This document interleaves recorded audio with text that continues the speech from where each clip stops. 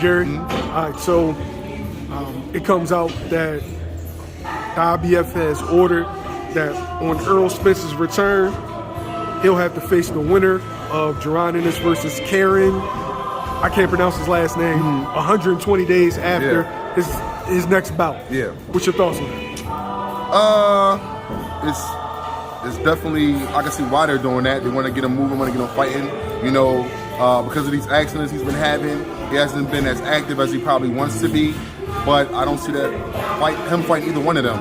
He's probably going to fight Keith Thurman, which is the bigger name, more money. Supposedly that's going to be the return bout. So after that, it's going to be 120 days. Yeah. Do you think he sneaks in the Terrence Crawford fight and then vacates? If he don't get the Terrence Crawford, he'll move up to 154. His body can hold it. He got the size. He'll be just fine. But the fight, one of these younger guys, up and coming, I don't see it happening. The IBF hasn't ordered a mandatory. It's 2023, so this will be 5 years. You got certain fans that feel like Boots should just back off and let the undisputed fight happen. If you were training Boots, would that be your advice? No. I worked to get here, which he has. He's demonstrated and showed that he deserves to be here. No, I'm not backing off. Why should I? I deserve my shot. 29 wins, 27 knockouts, Exactly. 25 years old. Everybody you put in front of me, I've ducked nobody. You know, you name him, I'll get in there with him. And that's the type of attitude that Boots has. And he's taking on the boxing world by storm. So, no, I wouldn't back off. What do you expect from Boots in this next fight? Outstanding performance. He's in great shape. I seen him in camp last week.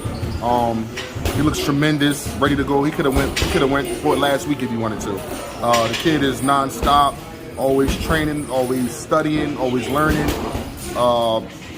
He's going to demolish this guy. If Errol's next opponent is Keith Thurman,